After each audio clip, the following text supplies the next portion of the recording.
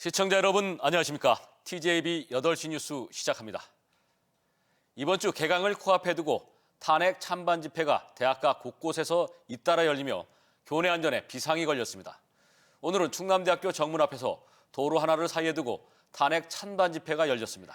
서로를 향해 비난하면서 고성과 설전은 물론 일부 참가자들 사이에선 몸싸움까지 벌어졌는데요.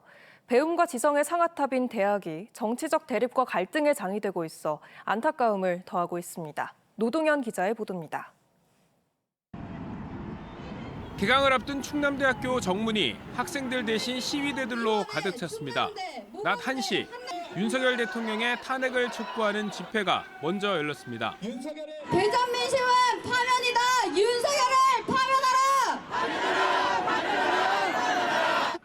집회에 참석한 학교 재학생은 진실을 수호해야 할 의무가 있다며 대통령의 비상계엄 선포는 불법이라고 목소리를 높였습니다.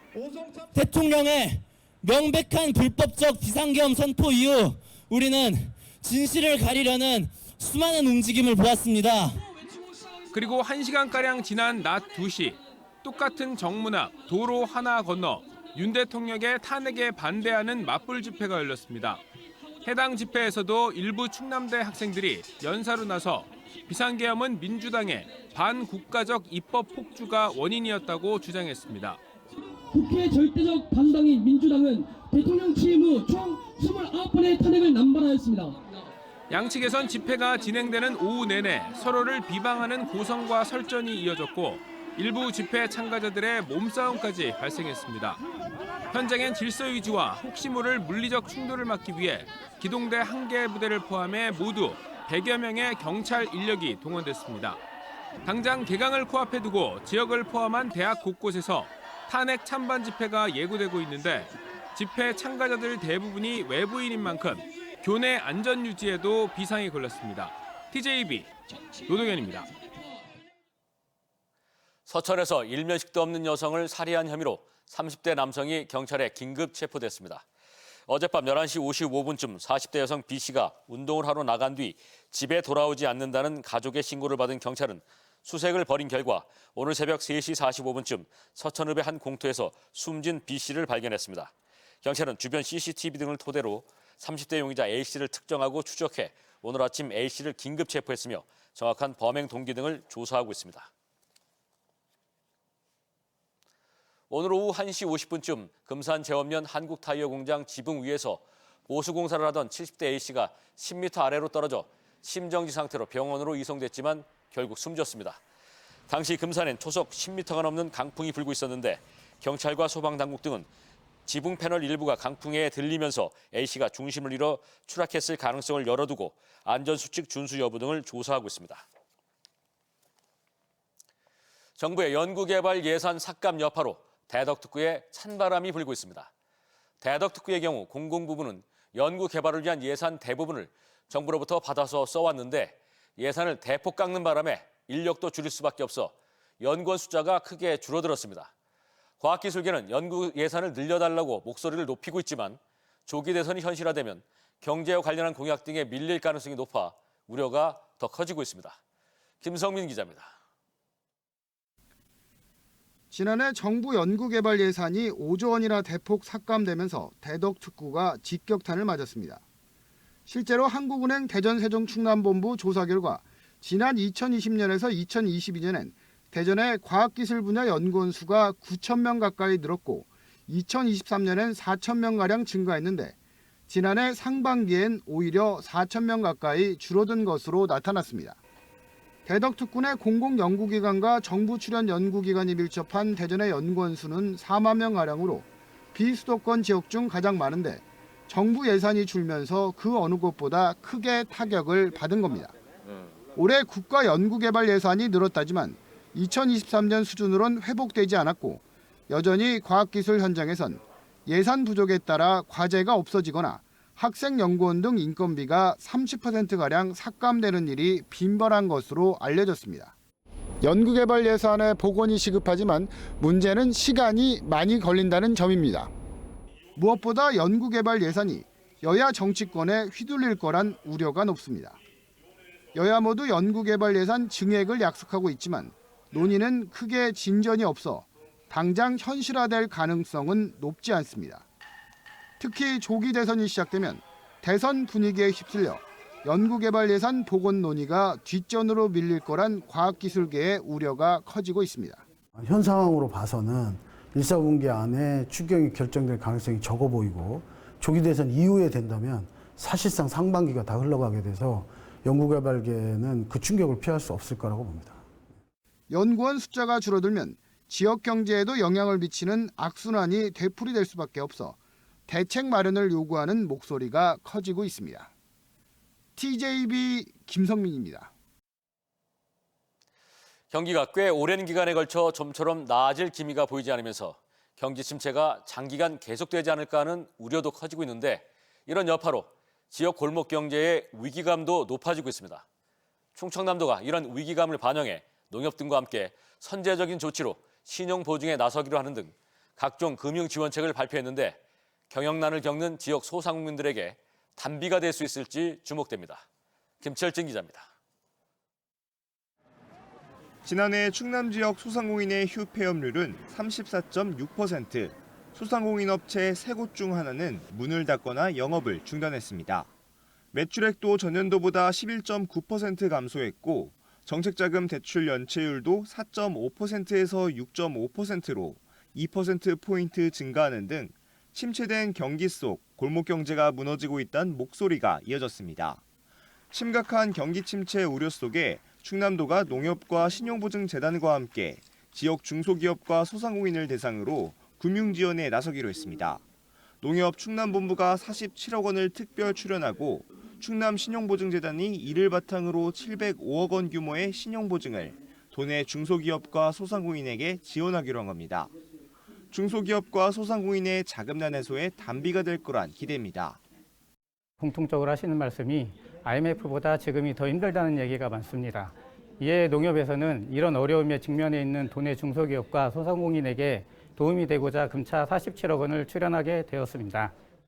지난달 대전시와 함께 지역 소상공인 12만 7천여 업체에 긴급지원금 50만 원을 지급하기로 했던 충남도는 민생경제 회복에 자금력을 쏟는다는 계획입니다. 역대 최대 규모인 1조 2천억 원의 정책자금과 6천억 원의 소상공인 보증 연계자금 등 중소기업과 소상공인의 자금을 집중하기로 했습니다. 올해 1조 2천억 원의 정책자금을 중소기업과 소상공인에게 지원할 것입니다. 앞으로도 우리 충남은 도민들이 피부로 느끼는 중소기업, 소상공인 지원 정책을 펼쳐나가겠습니다. 올 1분기가 민생경제 위기의 주요 고비로 손꼽히는 만큼 여러 지원 정책의 신속한 집행이 필요하다는 목소리도 나옵니다. TJB 김철진입니다. 해양수산부가 주관하는 청정어장 재생사업 공모에 충남 천수만이 선정됐습니다. 어장 재생사업은 오랜 기간 양식으로 발생한 오염 퇴적물로 인해 생산성이 떨어진 해역을 정화해 지속 가능한 수산물 생산 기반을 구축하는 사업입니다. 이번에 선정된 충남도는 내년까지 50억 원을 투입해 900헥타르 규모의 서산과 400헥타르 넓이의 홍성 천수만 권역의 바지락과 굴 양식장 환경 개선에 나설 예정입니다. 기후위기에 대응하기 위해 충남도가 올해 227억 원을 들여 2,152헥타르 규모의 조림 사업을 실시합니다. 특히 상수리 나무와 두릅나무 등 시군별 특성에 맞는 나무를 심어 산주에게 소득 창출 효과를 제공하는 경제림 조성 사업에 가장 많은 103억 원을 투입할 예정입니다. 이외에도 대형 산불 확산을 막기 위한 내화수림대 조성과 더불어 지난 2023년 발생했던 산불 피해지에 대한 복구 사업도 함께 진행할 계획입니다.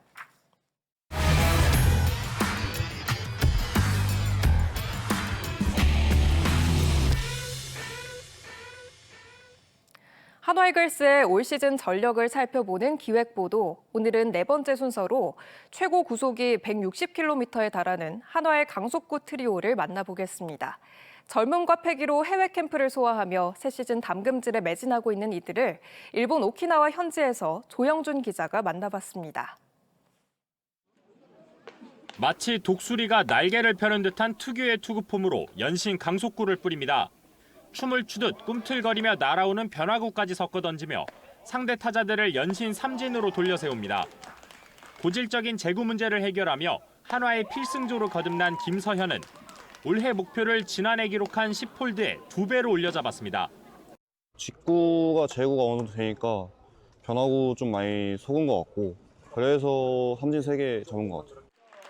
지난해 부상과 어깨 통증으로 부침을 겪은 대전 왕자 문동주는 1차 호주 캠프부터 순조롭게 불펜 피칭을 소화하며 화려한 부활을 준비하고 있습니다. 국내 선수 최초로 시속 160km의 강속구를 뿌렸던 위용을 되찾아 류현진, 엄상백 등과 함께 꿈의 선발진을 완성하겠다는 각오입니다. 나머지 선수들은 꿈의 선발진이 맞는 것 같고요. 제가 민폐를 끼치지 않아야겠다는 생각 또한 엄청난 동기부여가 되는 것 같아서. 신인 드래프트 전체 2순위로 하나 유니폼을 입은 특급 유망주 정우주도 벌써 150km를 넘나드는 강속구로 자신의 가치를 보여주고 있습니다. 저희가 되게 열심히 해서 막내답게 좋은 경기 보여드릴 수 있도록 열심히 준비하겠습니다. 3명의 젊은 투수들이 잠재력을 폭발시켜 꿈의 160km 트리오가 실현된다면 한화의 가을 야구도 꿈이 아닌 현실로 다가올 수 있을 전망입니다. 지난 2018년 이후 7년 만에 가을 야구 그리고 그 이상에 도전하는 한화 이글스. 목표를 향한 담금질은 계속됩니다. 일본 오키나와에서 TJB 조형준입니다.